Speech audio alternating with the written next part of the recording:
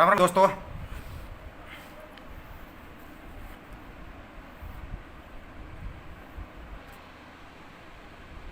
जो बोल रहा था वो शुरू कर दिया। भाई जो ये वो अपने गुरुराम सिंह चुड़ूनी जी का जो बयान आया था कि भाई संसद कूच के लिए राय मांगी गई थी और लोगों ने डेट फाइनल शुरू कर दी कि 5 तारीख को करेंगे, इसको करेंगे, इसको करेंगे। नंबर एक चीज़ तो उन्होंने राय मांगी संसद कूच करना चाहिए या नहीं करना चाहिए। अगर अभी के समय को देखा जाए कि भाई अभी जो फिलहाल समय चल रहा है तो उसमें संसद कूच का कोई फ़ायदा नहीं है। नंबर एक बात, 26 जनवरी पर जो हुआ था वो सबको पता है। 26 जनवरी पर कितने बच्चे गायब हो गए थे जिनका अभी तक सुराग नहीं लग पा रहा। इस चीज़ की जिम्मेवारी किसकी होगी?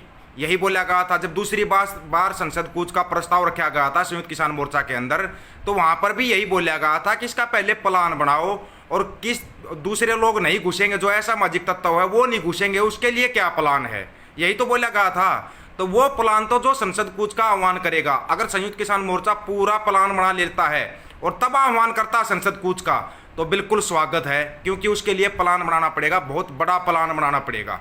ये नहीं कि 26 जनवरी की तरह अगर अब गलती होगी, अब की बार गलती की कोई माफ़ी नहीं है, ये सबको पता है। क्योंकि अब छोटी सी भी चूक होगी ना, छोटी सी भी चूक होगी, वो इस पूरे आंदोलन के लिए बहुत ही घातक सिद्ध हो जाएगी।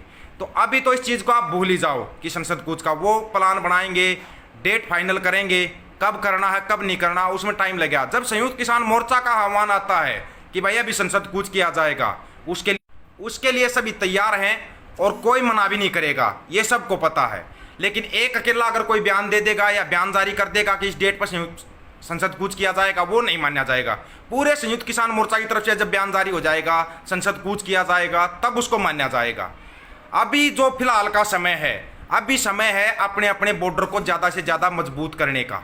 ज़्यादा से ज़्यादा जितना हो सकता है अपने अपने बॉर्डरों को मजबूत करो, वहाँ पर अपनी संख्या को बढ़ाओ। क्यों? क्योंकि लोगों ने देख लिया है जो गाजीपुर बॉर्डर पे जो इन लोगों ने किया है। गाजीपुर बॉर्डर पे वो एक ट्रेलर था, इन लोगों का पता नहीं कहाँ पर ये कब कौन सी फिल्म चला देंगे। गाजीपुर बॉर्डर पे जो कब्जा करने की इन लोगों ने कोशिश की है बीजेपी वालों ने, वो सबको पता है। जो जिस आदमी का नाम लेके गाजीपुर बॉर्डर पे कब्जा किया जा रहा था, थोड़े दिन पहले उसके भी 2 केस थे, वो सबको पता कौन से केस थे और क्या केस थे। ये अभी आपस में भिड़वाना चाहते हैं। क्यों? क्योंकि इनकी नज़र है पूरी पूरी यूपी चुनाव जीतने के लिए, ये कहीं पर कोई ना कोई गड़बड़ करेंगे ही करेंगे। अब आते हैं यूपी चुनाव के ऊपर। सभी किसान नेताओं ने भी बोल दिया कि किसानों के अगर कोई आगे बात रख सकता है, किसानों के लिए आवाज़ उठा सकता है, तो वो है जयंत चौधरी। जब बड़े बड़े किसान नेताओं ने भी बोल दिया, गुरुराम चुड़ूनी ने भी खुद अपने मुंह से बोला था कि जयंत चौधरी किसानों का एकमात्र नेता है। जब किसानों का एकमात्र नेता जयंत चौधरी है, अभी पश्चिमी यूपी भी पूरा साथ लगा हुआ है, तो क्यों ना ये किसान नेता भी जाए और वहाँ पर यूपी के अंदर जाकर लोगों को जागरूक करें। जो पूरा उत्तर प्रदेश है, अकेले पश्चिमी यूपी से पूरा उत्तर प्रदेश नहीं हो पाता, पूरे उत्तर प्रदेश में जगह जगह पर जाकर, एमपी में जाकर, राजस्थान में जाकर, पंजाब में जाकर लोगों को ज़्यादा से ज़्यादा जागरूक किया जाए, ज़्यादा से ज़्यादा लोगों को अवेयर किया जाए कि जो ये सरकार है ये किस प्रकार से हमारे को दबा रही है, किस प्रकार से जो ये 3 कानून लेके आई है, वो ये करना चाहती है, किसानों को बिल्कुल दबाना चाहते हैं। तो वो ज़्यादा से ज़्यादा अवेयर किया जाए, लोगों को जागरूक किया जाए कि भाई कुछ भी हो बीजेपी को वोट नहीं देना है। जो काम पश्चिमी बंगाल में किया था वही काम अब उत्तर प्रदेश में करना पड़ेगा। ये किसान नेता जो हैं उत्तर प्रदेश में जाओ, आप जगह जगह पे पंचायतें करो। फिर उसके बाद जब 26 जनवरी वाला जो केस हुआ था, 28 जनवरी को जब राकेश टिकैत के ऊपर अटैक हुआ था, जब राकेश टिकैत रोए थे, तो सबसे पहला फ़ोन किया था चौधरी अजीत सिंह साहब ने कि आप घबराना मत, हम आपके साथ हैं, हम आपके साथ हैं। सबसे पहला फ़ोन चौधरी अजीत सिंह साहब का आया था। उसके बाद पूरा हरियाणा, पूरा यूपी उठ के गाजीपुर बॉर्डर पे चला गया था। अब ज़रूरत है किसान नेताओं की भी, किसान अगुवाओं को भी, और जो आंदोलन में लगे उन सब की ज़रूरत है अभी जयंत चौधरी को। क्यों? क्योंकि बीजेपी कोई ना कोई चाल चल के जयंत चौधरी को पूरे तरीके से दबाने की कोशिश करेगी। अब सभी की ज़रूरत है जयंत चौधरी को। वो खुद तो कहेंगे नहीं, अभी फर्ज हम सब का बनता है कि हम सब जयंत चौधरी के लिए खड़े हो जाएं और ज़्यादा से ज़्यादा यूपी के अंदर जाएं, पंचायतें करें, कुछ भी करें, लोगों को जागरूक करें कि आप सभी को जयंत चौधरी बनना पड़ेगा। जैसे आंदोलन में बता रखा है ना, बच्चा बच्चा इसका किसान नेता है, इस आंदोलन का बच्चा बच्चा, उसी तरह से यूपी के बच्चे बच्चे को जयंत चौधरी बनकर आलोद के लिए काम करना पड़ेगा। क्यों? क्योंकि यूपी में जितने भी मिल हैं वो सभी के सभी अजीत चौधरी साहब के लगवाए हुए हैं। किसानों के लिए जो भूमि का जो मामले थे, जितने भी जो भी करवाए थे, चौधरी चरण सिंह साहब ने किसानों को जो भूमि का हक दिलवाया था वो चौधरी चरण सिंह साहब ने दिलवाया था, ये सबको पता। चौधरी अजीत सिंह साहब ने किसानों के लिए जो मिल लगाए थे वो सारे के सारे चौधरी अजीत सिंह साहब ने लगवाए थे। और वो आपके बीच में जयंत चौधरी ने भी बोल दिया था कि अगर आप जातिवाद पे या धर्म के नाम पर राजनीति वोट देना चाहते हो तो मैं अपने घर पे चला जाऊंगा। जो आदमी आप सबके बीच में शुरुआत से ये बोल रहा है कि ना मेरे को धर्म की राजनीति करनी, ना जातिवाद की राजनीति करनी, मेरे को किसानों और मजदूरों की जो आवाज़ है वो ज़्यादा से ज़्यादा संसद में उठानी और उनके हक दिलवाने हैं। आवाज़ उठाने से काम नहीं चलेगा, हक दिलवाने से काम चलेगा।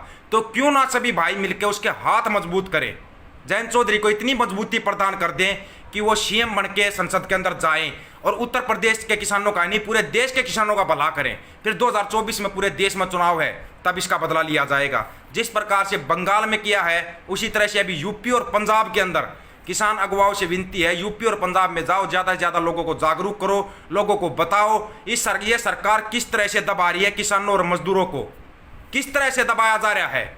आप उसका जा करके आपको ये जवाब देना पड़ेगा। आपको जाना पड़ेगा यूपी के अंदर, पंचायतें करनी पड़ेंगी, लोगों को जागरूक करना पड़ेगा। अभी पूरा पश्चिमी यूपी जगा हुआ है। आपको ये पता है जो इन्होंने गाजीपुर बॉर्डर पे कब्जा करने की सोची थी, वहां पर जो जवाब इनको दिया गया है, पहले तो बता देते सुप्रीम कोर्ट का भी ये मानना, अगर आपके परिवार पे कोई अटैक करता है तो आप उसका जवाब दे सकते हो। सुप्रीम कोर्ट का ये बयान आ चुका है, बहुत पहले बयान आ चुका है।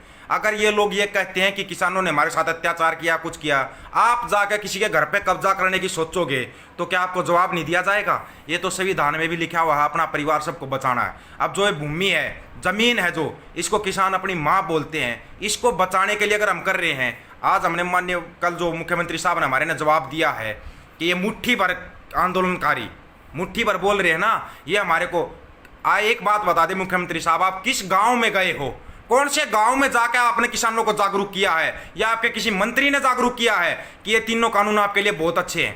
चलो हम इनवाइट करते हैं भाई, मुख्यमंत्री मनोहर लाल खट्टर साहब को इनवाइट कर रहे हैं, आप किसी भी धरने पे आओ, आप किसी भी बॉर्डर पे जाओ और जाकर उन किसानों को समझा के दिखा दो कि तीनों कानून आपके फायदे के लिए है।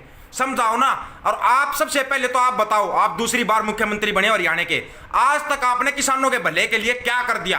कोई एक काम, कोई भी एक काम मुख्यमंत्री मनोहर लाल खट्टर लाइव आकर के बता दे कि ये काम मैंने किसानों के भले के लिए किया है, मजदूरों के भले के लिए किया है, शिक्षा, स्वास्थ्य, रोजगार के लिए मैंने ये किया है। आपने किया स्कूल बंद कर दिए, आपने किया किसानों से 5-5 केजी दाने मांगे, आपने स्कूल बंद करके बच्चों से 5-5 रुपए मांगे, ये काम किया आपने खट्टर साहब, ये काम किया आपने। आप सिर्फ चंदा मांग सकते हो, लोगों की जेब खाली कर सकते हो, आप लोगों को घर उजाड़ सकते हो। आज तक आपने कोई घर बसाने की सोची है? किसी का घर बसाने की सोची हो? आज ये किसान जो 569 किसान जो अपने साथ दिए गए इस आंदोलन के लिए, आप किसी एक के घर गए हो? किसी एक के घर गए हो तो आप हम मान जाएंगे आपके अंदर इंसानियत जिंदा है। फिर आप किस मुंह से प्रेस कॉन्फ्रेंस करके ये बयान जारी करते हो कि मुट्ठी भर किसान हम इनको उठा देंगे? गलतफहमी में नहीं रहना खट्टर साहब, आप बहुत बड़ी गलतफहमी में ये बयान जारी कर रहे हो। पता नहीं आपको किसने बताया, आप पढ़ के बोल रहे थे भी, हमारे को पता किसने आपको लिख के दिया है। आप एक बार किसानों के बीच में आके बयान दे के दिखा दो, ये बीच में तो आओ एक बार किसानों के, आप बीच भाग जाते हो, ऊपर ऊपर हवा में रहते हो और हवा में ही बयान जारी करते हो। ऐसे काम नहीं चलेगा।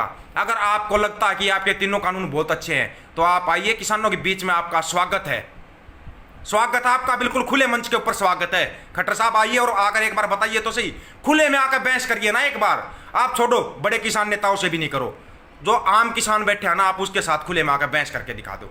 खट्टर साहब आपके लिए चैलेंज है ये, एक बच्चे से भी आप एक बार खुले में है ना वाद विवाद प्रतियोगिता जो करके दिखा दो, आप आपके लिए चैलेंज है ये। अगर आप 4 लाइनें 4 बातें भी बोल के दिखा दो, आप अपने खुद के शासनकाल के बारे में बोल के दिखा दो 7 साल के में, हम आपको मान जाएंगे। आपसे एक नाम, एक मुहावरा भी ठीक नहीं बोला जाता है, किसको नहीं पता ये? आपको लिख के दे दिया और आपने आकर मीडिया में बयान जारी कर दिया, कौन मानेगा इस चीज़ को? आप 7 साल से मुख्यमंत्री हो हरियाणा के, 7 साल से आप अपने मंत्रियों के नाम बता देना, आप ये तीनों कानूनों के नाम बता देना, आप पढ़ के आ जाना, पढ़ के आ जाना आप हर चीज़ के बारे में, फिर आपसे सवाल किए जाएंगे। बिल्कुल आपको ओपन में चैलेंज दिया जा रहा है, आपके साथ ना आपके खिलाफ नारे लगाए जाएंगे, लेकिन आपको ओपन में चैलेंज, आप किसानों के बीच में आकर के उनके साथ बहसबाजी करके दिखा दो और आप बता दो इन कानूनों में अच्छा क्या है और किसान बताएंगे इन कानूनों में बुरा क्या है। एक बार आप किसानों के बीच में आके दिखा दो। ये अपने हरियाणा के मुख्यमंत्री साहब को खुलेआम चैलेंज है। आप आइए, आपका बिल्कुल स्वागत है, किसानों के बीच में आइए और आप बताइए आपने पिछले 7 साल में हरियाणा के लिए क्या कर दिया है। पिछले 7 साल में किसानों के लिए आपने क्या किया है, कौन सा अच्छा काम किया किसानों के लिए, मजदूरों के लिए, स्कूल के बच्चों के लिए, शिक्षा के लिए, स्वास्थ्य के लिए, कोई भी एक काम किया हो तो आप आके बता दीजिए, आपका स्वागत है। फिर आप किस मुंह से प्रेस कॉन्फ्रेंस करते हो, हमारे तो ये भी समझ में नहीं आता, किस मुंह से प्रेस कॉन्फ्रेंस कर देते हो और फिर आपको लोग सुनते हैं, जो तालियां बजाते हैं, जो चैनल वाले आपको दिखाते हैं, तो कैसे दिखाते हैं, ये हमारी समझ में नहीं आया अभी तक। एक बार आइए, आपका स्वागत है, बीच में आकर लोगों से बहस करके दिखाइए। फिर आते हैं वो लोग जो कोई भी बयान जारी कर देते हैं और फिर बोलते हैं कि मेरे बयान को तोड़ा गया मरोड़ा गया। लाइव चलते हुए बयान को कभी तोड़ा मरोड़ा नहीं जाता। मेरे भी दुनिया भर के मीडिया में दिखाए जाते हैं बयान, मैंने तो कभी नहीं बोला ये कि मेरे बयान को तोड़ मरोड़ के पेश किया गया। जो बोलते हैं लाइव में बोलते हैं और सभी सुनते भी हैं, उसको ठोक के बोलते हैं। हम कोई भी बात बोलते हैं जब बाद में ये नहीं बोलते कि ये बात मैंने नहीं बोली, हम तो लाइव में बोलते हैं, इसलिए लाइव करते हैं हम। हमारे को ज़्यादा मीडिया की उसकी ज़रूरत नहीं है। अपना पेज है, अपने पेज पर लाइव करते हैं, जो बात बोलते हैं टंके की चोट पर ठोक के बोलते हैं। हाँ, जब किसान अगुवाओं ने भी बोल दिया, बच्चा बच्चा ये बात बोलता है, अगर किसानों के लिए कोई काम करने वाला, तो अभी यूपी में चुनाव है तो जयंत चौधरी का चुनाव कर रखा है, किसानों ने भी कर रखा है, किसान अगुवाओं ने भी कर रखा है, और बच्चे बच्चे ने कर रखा है कि जयंत चौधरी है ना किसानों का नेता है, वो घोषित कर रखा है। अब ये सोचना यूपी की जनता को है, यूपी की जनता इसका जवाब देगी, चुनाव ज़्यादा दूर नहीं है। और सबसे बड़ी बात, 3 तारीख को बागपत में आ रहे हैं भाई, वहाँ पे आकर सभी भाइयों से मिलेंगे, बातचीत करेंगे। बागपत में आएंगे भाई 3 तारीख को, परसों 3 जुलाई है, बागपत आ रहे हैं, सभी भाइयों से मिल के जाएंगे, सभी के विचार लेंगे और अपने विचार रखेंगे। परसों आ रहे हैं बागपत में सभी भाइयों से मिलने के लिए, बागपत में मिलते हैं मेरे भाइयों। अभी तक सिर्फ हमारा क्या फ़ोन के जरिए ऐसे ही बात हुई है, मिलना भी बहुत ज़रूरी है। और किसान अगुवाओं से भी बोलता हूँ, आप ज़्यादा से ज़्यादा रैलियाँ कीजिए, यूपी के अंदर कीजिए, लोगों को जागरूक कीजिए। आ रहे हैं, दोबारा फिर बोल रहा हूँ, जयंत आ रहा है भाई 2022 में, और उसका सामना करने का दम, उसका सामना करने का दम इस बीजेपी सरकार के अंदर फिलहाल नहीं है। उसके लिए कभी गाजीपुर बॉर्डर पे कोई अटैक करवाते हैं, कभी जाके जम्मू कश्मीर में अटैक करवाते हैं। ये जो अटैक करवा रहे हो ना, इसको भूल जाओ। किसान जीतेगा, तीनों कानून भी रद्द होंगे, जो मुख्यमंत्री साहब बोला ना कानून रद्द नहीं होंगे, तीनों कानून भी रद्द होंगे, एमएसपी गारंटी कानून भी मिलेगा। एक बार इनको यूपी में हरा दो, फिर देखना कैसे, फिर इनके बयान देखना, जो बयान बदली करते हैं ना, इनके बदलते हुए बयान देख लेना आप, बदलते हुए इनके बयान देख लेना आप, और आपके सामने आ जाएगा बिल्कुल सब कुछ। अब अपना पूरा जोर ज़्यादा से ज़्यादा अपने बॉर्डर मजबूत करो और यूपी चुनाव पर ध्यान लगा लो, इनको हराना है। अभी तो 2022 में 2024 तक चलेगा आंदोलन, यानी कितनी जल्दी आंदोलन का सोच रहे हो, खत्म हो जाएगा, कुछ हो जाएगा। 2024 में पूरे देश के अंदर हरा के, पूरे देश के अंदर हरा के, और अपने जो किसान प्रतिनिधि है उनको संसद में बिठा के और ये कानून रद्द करवा के तब किसान घर आएगा, उससे पहले घर नहीं आएगा। बिल वापसी, घर वापसी, ये होगे रहेगी और करके दिखाएंगे। ये किसान जो बैठे हैं रोड पे 2024 तक बैठेंगे, पहले तीनों बिल वापस होंगे, एमएसपी गारंटी कानून बनेगा, फिर घर वापस आएंगे, और उसके बीच में ना संसद के अंदर किसान अपने अगुवाओं को बिठाएंगे। ये भी दिमाग में बिठा लेना। बहुत बोलते हैं ना राजनीति नहीं करनी चाहिए, अब राजनीति का जवाब राजनीति से दिया जाएगा।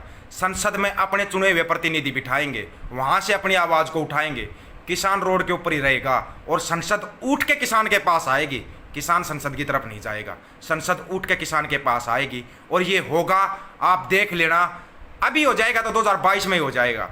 सभी साथियों को राम राम भाई, ज़्यादा से ज़्यादा इसको वीडियो को शेयर करना, और यार आप पेज से जुड़ जाना भाई। राम राम भाई सभी को।